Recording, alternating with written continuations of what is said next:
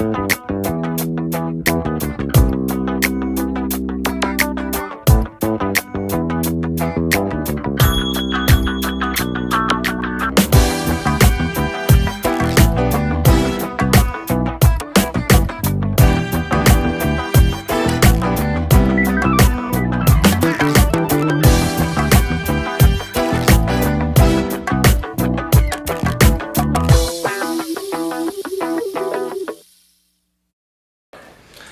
everybody, this is Mikkel from the Skorpion Show, and Kevin and I are sitting here with author and television producer and entrepreneur Jake Sasseville. Isn't that nice? Yes. Jake is the author of a new book called Slightly Famous. Yeah. All revolutions start with a faceless figure in the crowd. Yeah. Nice. You didn't think you were, it's nice to meet you guys. You guys didn't think you'd like the book. You came in today and you said, I didn't think I was going to like this book, and then I couldn't put it down. Well, no, it's not that I didn't think I was going to like it. I just thought that I was going to skim through it. And then all of a sudden you start seeing all this pop culture. I'm reading it, and You're I'm like, wait a minute, what's going on with Chelsea Handler? Right. Yeah. You know, I really didn't get into her show until probably 2 years ago with my ex, but that's a different story. I see. Yeah, that's a different Was that mutually exclusive? Did the ex and Chelsea Handler come together? Well, the ex loved Chelsea Handler, but I didn't really get into her until one day my ex and I were in the bed together, not doing anything, but we were in the bed together. Oh, it's 11 o'clock. I mean, it's 11 o'clock somewhere. Let's go. Yeah, I mean, but we were about to do something, but instead we... Chelsea Handler was your I don't think so. She Yeah. really turned me on. But anyway, yes. This is why I'm nervous to do this show, because I've seen your videos and you guys get all excited on each other, and I get a little, because I'm not a pop culture person. I don't but you're our guest, so there's no reason to be nervous. I'm not, I'm just, you guys are just very funny, you guys really know pop culture. And Okay, well, yeah. I'm not nervous because of you, well, I'm nervous because of him. No. Because he said he was nervous, and I said, well, then I must be nervous. I don't want him to be nervous, but y'all know how I get, so I don't want to see any comments, cursing me out. But I'm gonna be all right on this, because I just want to say that I felt the connection with you reading this book and getting to know who you are, and I seen that you started on public access television at 16. Yeah. How did that happen? I just, I was 320 pounds, and I couldn't get a job at Subway because they were fearful that I'd eat all the food, which was true. Because when I actually got the job, I would eat the meatballs.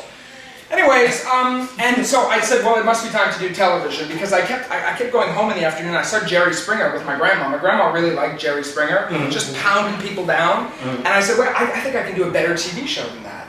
And I was 16, and I just started doing local access TV with my friends, and literally, that's how it started. Now, how were you able to get people on at 16? You're a teenager, so they're like, how did you get them to come on your show? I literally, when you're young like that, you can do anything and people will forgive you. I started just hustling parents of celebrities. I started calling people, I called Billy Crystal's brother. I was calling major celebrities' parents and sisters and brothers. And then finally I got the cast of Will and Grace on my show when I was 18. And it was just a little local show, and I went out to LA, and that was sort of the start of that. Except I was, Sean what's his name? Sean Hayes. Sean Hayes. I asked him about a project that he hadn't done in 5 years, so I was very ill prepared. I'm sort of like the anti-talk show, so I should not have been doing a talk show. I read that part where when you asked him about it almost seemed as though it was a current thing, but it really was like a 10-year-old Like an ass. Yeah. Can I say that? We're on the internet. Yeah, we curse. You do curse. Oh yeah.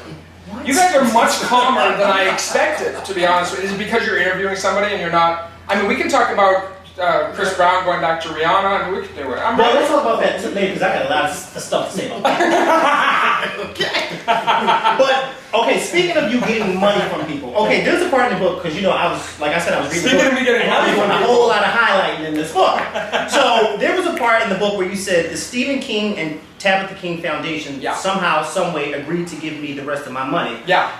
I'm a power broker. Yeah. Now, this money was for, you were trying to get a man that you had seen on Oprah's show. So I had seen a man on Oprah. Mark Mathebane. Okay. He had escaped apartheid in South Africa. I was 16 years old. I had no business going after Oprah's guests. But I said, I'm going to go get him. And the guy, and so I started calling him. I read his book, and I started calling him, and they didn't know what was going on. They said, who's this guy in Maine? And finally I started brokering a deal, and I got him to come after Oprah. He came on my show. He was the first guest I ever had on my local access TV show. And I called Stephen King, and I said, yo, I need the money. This guy's coming, but I don't have the money yet. Okay, so let me ask you this. How at 16 do you get Stephen King's phone number? Because you just call a few people. I don't know. He was from Maine. I'm from Maine. You keep calling and someone's going to I answer. wasn't even thinking about about this at 16, like at Yeah, all. because 16 at 26, I'm still not trying to. Well, no, but I'm thinking like, how do you? You shake people down for interviews, don't you? Yeah, I mean sometimes, but how do you? Publicists know you. You're a Good Morning America. Publicist of Beyonce knows you. She pulled you up. She said, "Let's go." People know who you are. Yeah, but I mean, I haven't really gotten that in my head yet. But for somebody at 16 who's still in high school, how do you know who to pick up the phone and even begin to call? Listen, I had AOL. I had a phone. I had like a dial-up phone line, and I just went to whitepages.com and I literally started Googling celebrities' parents. And then I like Ashton Kutcher's mom. I said, well, he's from Iowa. His mom's name is whatever it was. Why don't I just Google his mom's name in Des Moines, Iowa? This is just, and like people started getting very annoyed, and then I realized you can actually be successful and be very annoying at the same time. That's true. You know? Yeah, that's true. Who's annoying? Him.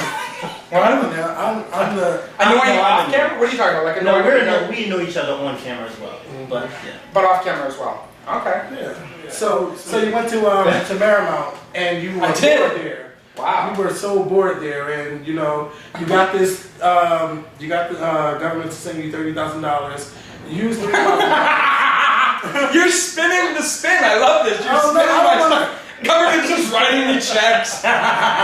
No, well, you got a loan for $30,000 for college loan. Yeah, and I got my mom to co-sign. Yeah, and you used the $3,000 for school, and you kept the $27,000 to upstart your own. And I put that shit in my production company. I said, "Let's go, Mama, let's go." She didn't know about it, but I was getting ready to ask you because. So, did your mom at any chance ever figure out where the rest of the money go? 2 years later, and we really haven't spoken much since. Wow. So no, that's not true. No, I know my face changed. What?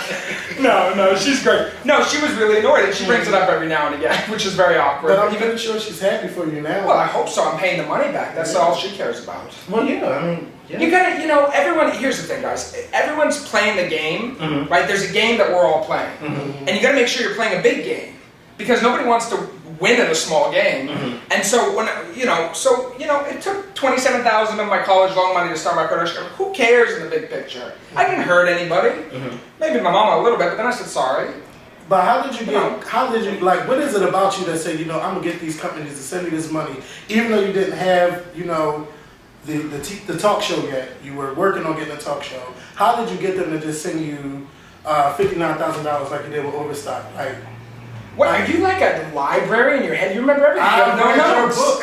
Wow. I read your book. Well, listen, here's the thing. You gotta know who you appeal to, right? So I'm a little eccentric, and I was never a mama's boy, but middle-aged women always like me. So I started calling middle-aged women who had millions of dollars in advertising to spend every year. Literally, I just started to look, okay, who's the middle-aged woman at Ford? Who's the middle-aged woman at Overstock.com? And I just started calling because I appeal to them because they think psychologically that I'm like their son that they've always wanted. In fact, the woman who gave me $59,000, Stormy Simon, okay, allegedly a former exotic stripper. Okay, now she's the CMO of, I'm not kidding, allegedly. Yes. Okay, you Google that stuff, Stormy Simon, send. Okay. Sorry, Stormy, I'm gonna get something after that. Okay, that's fine. They're not a sponsor anymore. Who cares? Yeah. No, so I called her up and I had all the research, obviously, and I just started appealing to. She actually told me. She said, "You are like the son I've never had." She has 2 boys. You're like the son I've never had, and so you just appeal to people's self-interest, and then they start writing you checks. Well, you know what I've noticed about you in reading this book. There are a lot of people who claim to be go-getters. Yeah. That they say they go and get what they want, and it's not necessarily true. But you are actually the definition of a go-getter. Someone who's actually has this plan in his head, and he really executes it even before the plan even That's the key. Like, you're like speaking what you just said, Mikhail, is like the key to getting shit done. it's true. That's it really is true. You speak it, and it becomes a reality. Like, I just started, let me give you an example. The first national talk show I had, I was 21 years old, and it was after Jimmy Kimmel on ABC. And I didn't belong after Kimmel on ABC, and ABC did not want me on ABC. But I started to think, how could I be Jake after Jimmy? Right? It seemed to have a ring to it. So I created jakeafterjimmy.com, and I started to get people to write into ABC without ABC knowing it. I want my Jake after Jimmy. I started creating this campaign and people rallying behind it. And then 3 months later, we had like 100,000 people that said, I want my Jake After Jimmy. They had blind copied ABC in LA and local TV stations around the country. And I promoted it on tour with Kanye West and One Republic and Guster, these big bands that were going to colleges. And then my first show launched After Kimmel on ABC because of this massive groundswell of a campaign. This is what our generation is about. This show, your show, which I've been watching, is I'm just is what this generation's about, right? You guys just do it. You guys have fans all over the world. People are now. We have new fans in Dublin that have been watching all the episodes because of you guys. Wow! Right? So you guys have fans. This is our generation. This is our moment right now. So it's pretty cool. That is cool. Now, did you ever think that it would go as far as it did, especially having your own talk show or your own show right after Jimmy Kimmel? Like, did you ever think that would last? No. Yes, and then I started to sabotage myself. So what happens when you become successful, even a little successful, slightly famous, right? And I like that title too. Slightly. Not to cut you off, but I like it because that's how I kind of feel about us. Yeah. We have a lot of people who say, oh God, you guys are, I love you, and they treat us like celebrities, and then I'll say, no, we're just Kevin and Mikhail. But then when I saw the title of Slightly Famous, I think that it's okay for me to kind of accept that title as not being famous, but to some people, I'm slightly famous. You know what it is? Everyone's so nervous about what their flaws are and what makes them unlovable, right? What is wrong with us, right? Because we have a society that focuses on what's wrong with us. And so I started to think, well, I only am slightly famous, and I've been less famous and more famous, and so it really dives into this idea of what is fame, and also what makes us, what do we consider as flaws or not perfect about ourselves, and then let's just talk about that because it makes it easier to live. Wow, I never thought about it that way. That's pretty good. So how did you leave ABC? Because I know the show started Well, I got kicked out. I mean, listen, let me be very honest, and I talk about this in I went bankrupt. I drove myself, I had a Midas touch for 6 months, and I was calling all these people to give me money, and I got almost $1 million in 6 months. And then it came crashing down. And I completely lost it all. I was sleeping on a beanbag. I couldn't even afford a bed anymore. They kicked me out of my office. They deadbolted my office doors shut. And it stopped in the middle of the run on the ABC. Complete disastrous failure. I mean, really, just disgusting. So what did you do to pick yourself back up? I slept a lot. And I didn't get a part-time job, and I remained focused, and I said, you know what, I'm going to figure out a way. I don't know how. I have no real relation. I mean, I burned all my relationships because, I was a has-been at 22. It was devastating.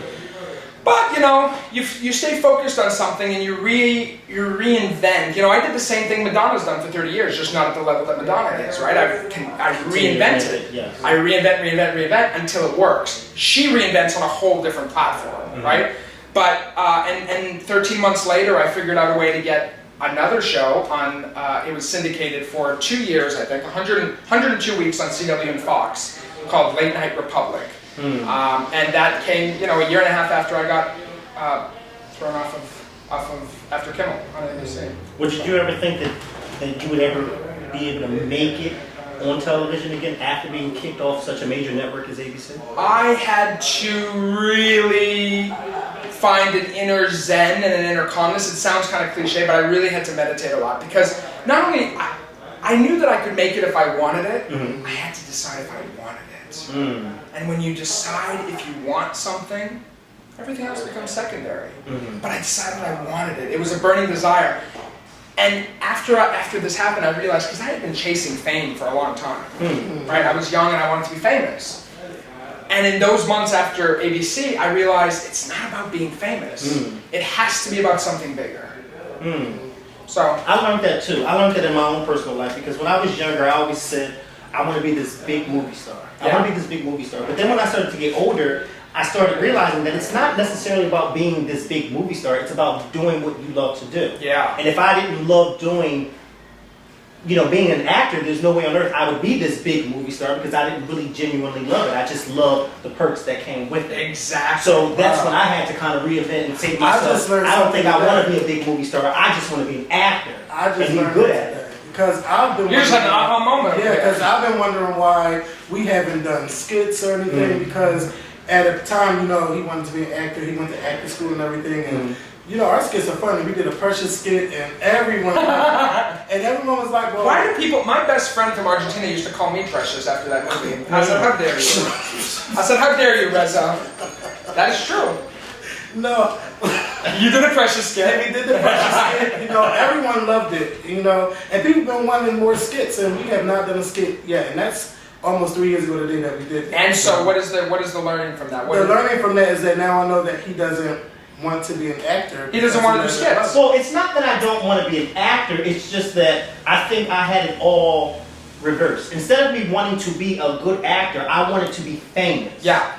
And you can't want to be famous because then you say, well, where's the passion in it? Not only where's the passion, where's the fame? Because fame is an illusion, just like everything we want. It's not, for example, people talk about, I want a brand new car. Well, no. You want a certain set of feelings that come from having that brand new shiny red car in your driveway. So you can look at what the feelings are first and experience that. That's why I walk around and I act famous all the time, because I feel famous. Please. I say, let's go! Jake's famous! Jake's here! So after you had everything, how have you changed from 21? From having this talk show to now, how have you changed? Well, similar to when you did the Precious skit and Never Again 3 years ago, 3 years and counting. It's like when you kick booze. It's like 3 years and counting. 3 years since I've done a skit and counting. Right? Is that right? That's right. What was I saying? I don't know. 3 years and counting. Precious. I stopped doing, and this is only recently in the last years, I stopped doing what everyone else wanted me to do. You've done Jake after Jimmy. Yeah. And now you have... He keeps things under control, right? He just keeps blazing through. That's right. Go, Kevin, go! What is it? Delusions of Grandeur. How did you start that up? Well, this is another shit show. You want to hear another big shit show? Oh, I'm so tired of my shit shows. I really got to tell you. I get the idea to do a show about my life because I said I'm going to stop doing what everyone else wants to do because I have all these people around me, this noise, these producers saying do this, do that. You're a talk show host. Go do sketches. Go talk to people on the street. I'm okay at that, but that's not what I want to do. How often do we start listening to? I never did that as a kid, right? Because a lot of kids are told by their parents what to do. That never happened with me. But in my early 20s, a lot of producers in television told me what they wanted me to do. Very similar thing, right? Similar but different. And finally, I've broken away from that. And so with Delusions of Grandeur, I said, I just want to do a show about my life. I want to do a sitcom. I want to do a loosely scripted sitcom about a guy becoming famous. We're just never sure how much of it is real. Totally embracing the absurdity of my life. I got from it when I watched it. Did you watch it? I watched 4 episodes. Dude, you're like... Somewhat of a... I trust you watched it too, so I'll give you a high five. Somewhat of a curb your enthusiasm. That's what a lot of people have said. That's what we got. A lot of people have said that. And so we did the show, and we got a contract with ABC Family, okay, in February. There we go. And ABC Family decides a week before the show's about to launch in October of this year, they're done with the show. What? Wow. Because I was about to provide a lot of attention on the show. We were doing a big release and all of this, and they were getting calls for comments. They got a little nervous. They didn't tell me that. They said it didn't live up to their standards and practices. Bullshit! Okay, so they knocked the show out. It's done. Finished. And all of a sudden, Carolina calls me one night with Yvette, my publicist called me one night, and they said, ABC Family just canceled your show. And I said, excuse me, they didn't even call me. Anyway, so then we had to very quickly move to where you guys are, which is something I was terrified of. I was terrified of being an online show. And the show just launched on Blip.tv the same day we were supposed to launch on ABC Family. We've aired 5 episodes, and the 5th episode is over 250,000 views already. Wow. It's gone viral in 5 episodes. Oh, wait a minute. What was it about? Because I did. No, you had to. No, you were just steady. ABC Family, yes. So ABC Family, so we got the contract in February. They decided, nope, you're not going to be on. And here's the thing. You were saying earlier that ABC Family doesn't make sense for a show like my show. And it doesn't, except they had 100 million homes coverage, and I don't have, and I needed that in order, because I'm like this outsider, guys. Like Hollywood does not want to let me in. And so I have to find ways to get in. So I was going to buy my way on the air. I was literally putting money down to buy each half-hour time slot on ABC Family. Wow. So that I could get the 100 million homes. And I had already written a check to ABC Family for a lot of money. They returned the money, of course. I know that's right. What? You know that's right. Shoot, if you see my team, they were not going to not return the money. Someone was going to get up in. So that's what happened. That's what happened. And so they returned the money, show launched, and it literally, we are almost doubling the audience online than we would have on ABC Family in terms of the total people that are watching. It's insane. I think you said it's God's blessing, right? It is God's really blessing. is. I mean, because when I found out about ABC Family, I was like, it just seems like certain shows to me should be on ABC Family. Like Pretty Little Bitches. And then certain Pretty Little shows, Liars. you say Pretty Little Bitches. And then certain shows should not. And then I think with you, I think your whole aura and dynamic, it just didn't seem. What is my aura? You're just there. You're out there. He's over the top. Yeah. Is Over it? the top. Not that way. I told you one of us was going to end this interview sweating. I'm not sweating. No, he's not sweating. I'm sweating. Because Mikhail got me last time, you sweating and this and that. So I'm like, wait a minute, I'm not Just sweating. because you're a skinny dude doesn't mean you can pick up Oh, your that's sweat. not the reason why. Please. No, it's not. Please. Well, wait, now let's go back to the question I asked about, you're not wanting to be an online host and VH1. What made you decide not to do that?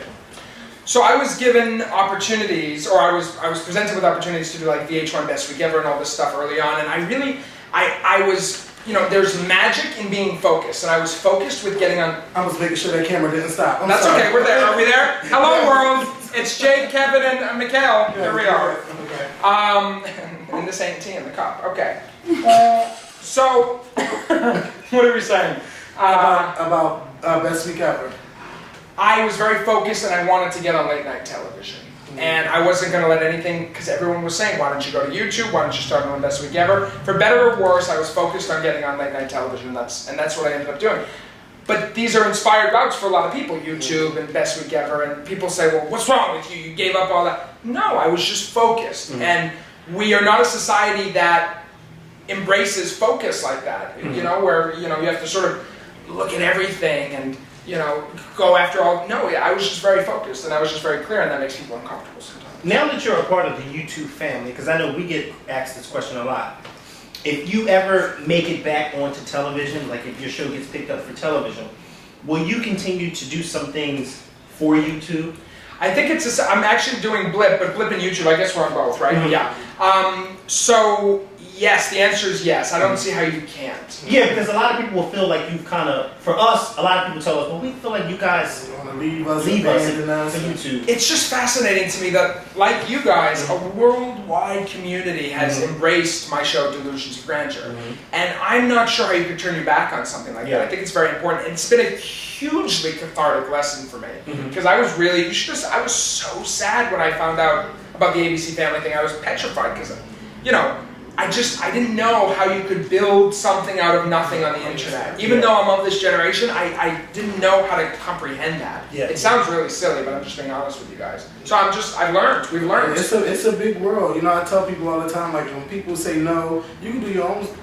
I don't want to curse, but you can do your own stuff. You're so online. proper. Here I am just sweating like a sailor, cursing like a sailor. You can do your own shit. stuff online. You don't have to wait for anybody. But that's what I loved about you. You were just on it, and I'm just going. I I just plow through it. I piss a lot of people off, but who cares? I don't know how the hell you did it, but you. Well, I haven't done it. I'm doing it. No, but what you have done and what you're doing now, like You know what you're I've not done? waiting for anybody. You're just going. And I'm not afraid of failure. I fail publicly. I failed publicly. When ABC Family said no, Yvette and Carolina and Caitlin, my publicist, went back to the Associated Press and they said, ABC Family said no, and this is now the story. We failed publicly so that we can give hopefully somehow encourage other people to recognize that failure is necessary. Yeah, because when you think about it, no one who's made it has not failed. Everyone who's made it has failed somewhere along the way. And probably many times. And probably many times. Speaking of what we were talking about earlier, Rihanna and Chris Brown. That whole thing, that was a public... That's a relationship. Wait a minute. No, but I'm You're saying... working it in? Here we go. I'm ready. But what I'm I listened to Z100. Let's go. No, what I'm saying is failure. Chris Brown lost a lot of endorsements with that whole incident. Totally. That was like something that no one ever would have expected. Like, I never would have expected, even though it was... Really? You beat up your girlfriend and you don't think that you... But I didn't think... It was wrong. It was terrible. But my mind didn't allow me to go that far to think that these people would start pulling stuff away from him. And when they did start doing it, I said, wow, like, this is what happens when you fail. Yeah. Because he failed. He failed not only in his relationship with Rihanna, but he failed publicly as a public persona. He failed. And he's coming back now. And he's right? coming back. So he's coming back. It's very trying difficult. to. It's very difficult to watch him. It's difficult for you. Like, are you able to separate people's personal interactions and relationships from their public persona as commentators, as pop culture people? I think for me, watching him, I just think that he needs people around him that will. He needs positive people around him, and the people that he has around him, to me, they don't care about him because I don't know who runs his Twitter or who checks his Twitter and everything. I don't think that he should be tweeting some stuff or putting some pictures out. I think he should be trying to clean his image up and continue to do that and stop cursing people out on Twitter. And just because someone don't agree with what you did, you don't have to curse them out because they're journalists or they work for Fox News. Just leave it alone. There's some people that get talked about all the time and they don't respond to nothing. They don't respond to anything, and that's the attitude Chris Brown needs to have. So you speak in monologue. It's very funny. Yeah, you're raising your hand. I feel like I'm on my show. I just feel this is your show. It's not my show. Whose show is this?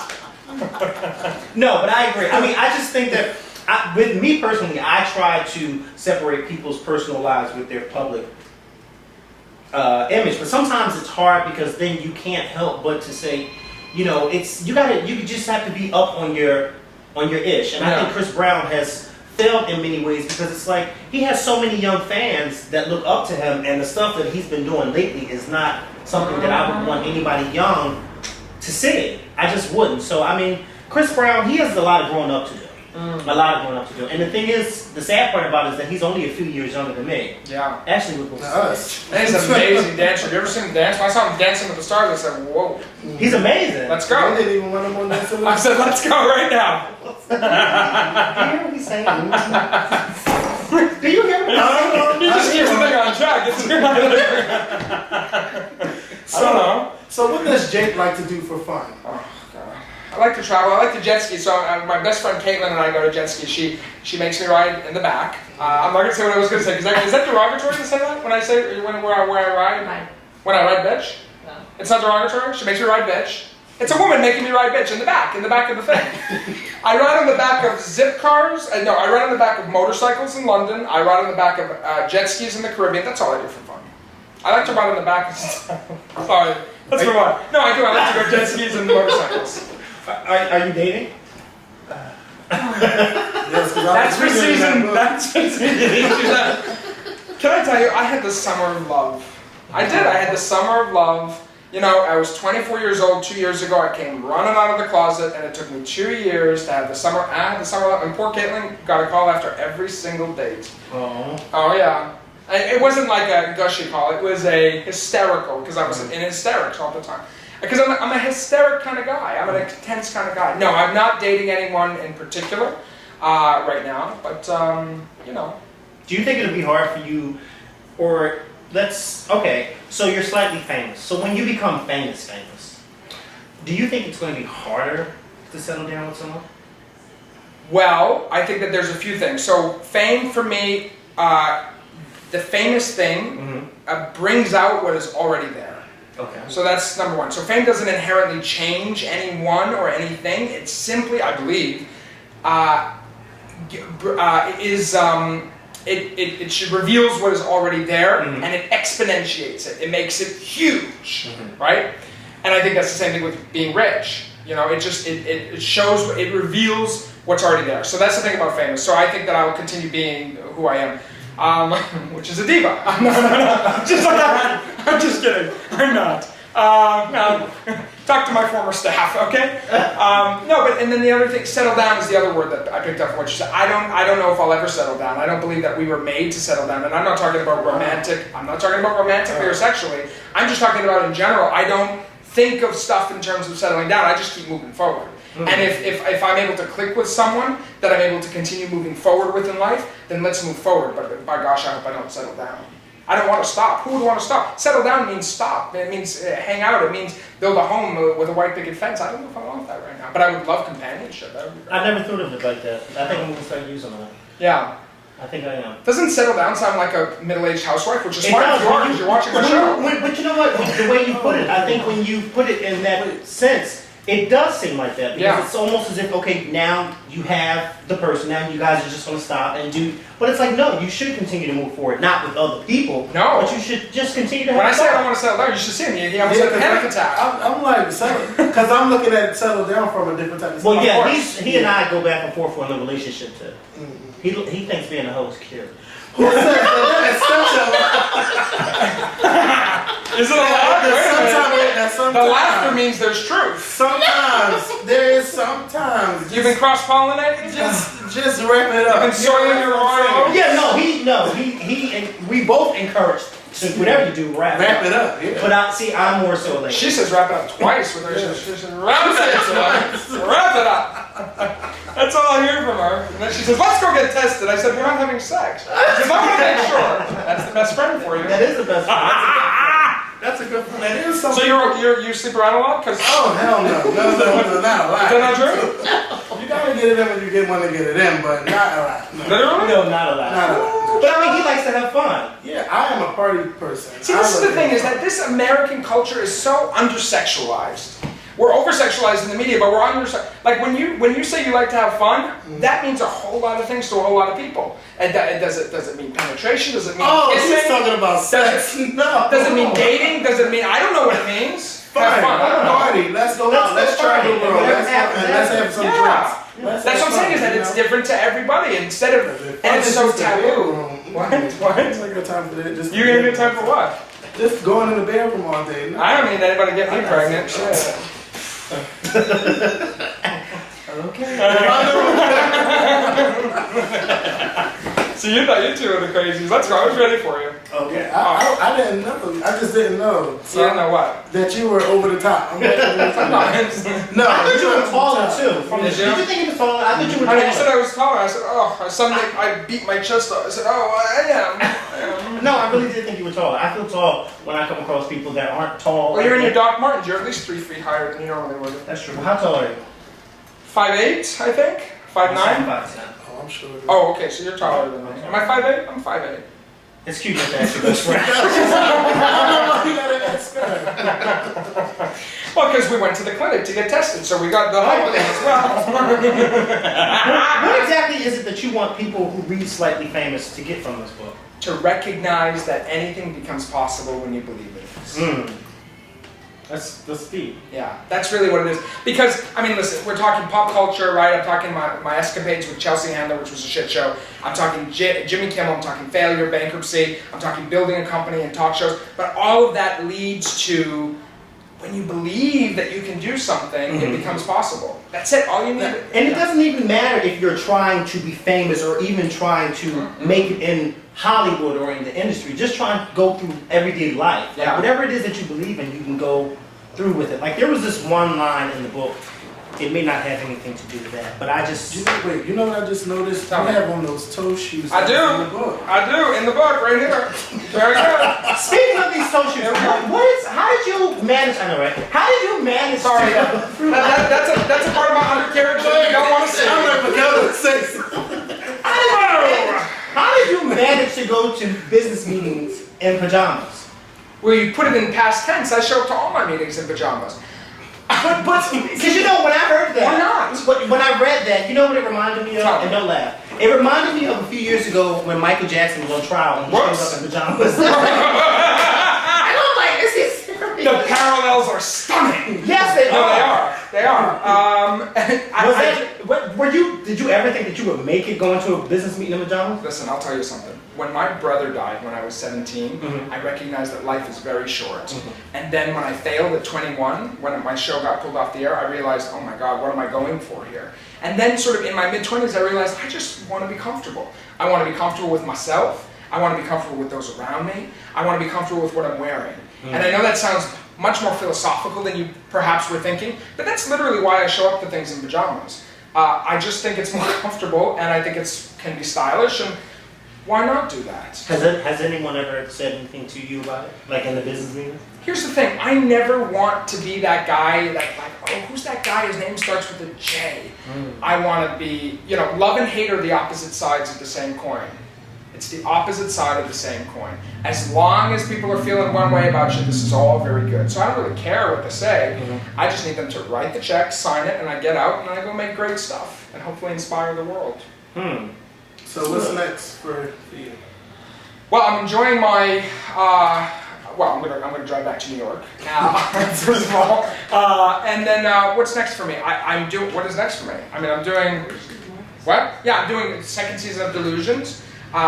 Since Delusions has kind of taken off, Delusion of Grandeur, the TV show, has taken off online. We're talking to some networks, and my team in LA is doing a whole network thing. TV networks, hopefully cross-platformed, and just continuing to build. I got at least 3 more books, and then maybe I'll go write another book. I don't know. I literally just shut down when I said, "What's next?" I guess, what's next? Moving forward. Just living and moving forward, not settling down. That's right. Yeah. So how can people get in contact with you online? Well, Twitter. I mean, at Jake Sasseville. Yes, thank you. She's feeding me. Now she starts feeding me stuff. She's been laughing the whole time, but now she does. No, you can watch the show Delusions of Grandeur on blip.tv/Delusions of Grandeur, and you can buy Slightly Famous at Amazon. And there's also an audiobook, so I can read you to sleep at night if you want to buy the audiobook on iTunes. The way you are now, are you like that in the audio? In the what? The audiobook. Yeah. I mean, Carolina said yeah. Is he really? Yeah. Wow. I mean, not quite as. I mean, you guys. I'm feeding off your energy, right? So I mean, there's a lot of energy here, and so. Yeah. And cityofsass.com is the blog, which I'm going to write about this. Okay. I have to. You have to, of course. Or you can just check all the links in the more info box. So everything will be there if you want to get on your website. Mm-hmm. On YouTube. You are so straight down the road, aren't you? You're just like right there. You get to all the points. That's good. It is. This has been fun. Well, thank you for coming on. And Thank you. You know, I think I told you this before we started that I never get into books. You know, if Mikhail would have told me before he set everything up, I probably wouldn't have done it. So I'm glad to read your book. What'd you say? No, he wouldn't. I'm glad that he did. I'm really glad to meet you. And, you know, this book is very inspiring. So I hope that you all go pick up this book. And thank you for coming on our show. Well, but before we end, because I know in our last video that we did the other day, I said that I was going to reveal to everybody who your publicist was, because she was the one who, you know, hit me up. Yeah. Well, Jake and Beyonce share the same publicist. That's true. You all know who she is, Yvette Noel Shore. And so she hit me up probably about almost 2 weeks ago saying that, you know, she had this great new client and that he would be perfect for our show, and she was right. You really were. And she was so, right. Yes, thank you so much, Yvette, for sending me the books. Thank you so much, Jake, for coming on, because I think, being as though Kevin and I, we talk a lot about music and things like that, but I think you are a part of our pop culture that a lot of people need to see. And to read this book, because this is really a good book, like Kevin said, to read this book, you really do learn not a lot about you, but just a lot about life. Like, as I was reading this book, I was reading a lot of stuff about me, and I was like, wow, like, I get it. Like, I honestly get it. And then to actually see it in words was like even more profound. So thank you so much. It's like, it's hopefully what it is for people is it's a reminder of what they already know about themselves. That's right. That's right. You already know the potential that is inside of you and what you can do, and you guys are doing it every time you do a new video and everything else that you do in your life. And hopefully it just serves as a reminder. So thank you for acknowledging that. That means a lot. Thank you. Like I said earlier, like there's a lot of stuff in here that I have highlighted because as I was reading, I was like, this is good. So yes. So I can see me now going back home and finish it because he's almost done the book. Love that. So I have to finish it. Thank you guys. I think the main thing I got is not being afraid to fail and just go for it. Just go for it, baby. Yeah. So Just go. We went for it. yeah. Lovely. Thank you. Y'all see me talking about this book, so we got to go. But thank you guys for watching, and y'all enjoy your weekend. We'll see you guys Monday with the And the video. book is called Slightly Famous. All revolutions start with a faceless figure in the crowd. Make sure you all go and get it. Bye. Bye. Bye. Thank you so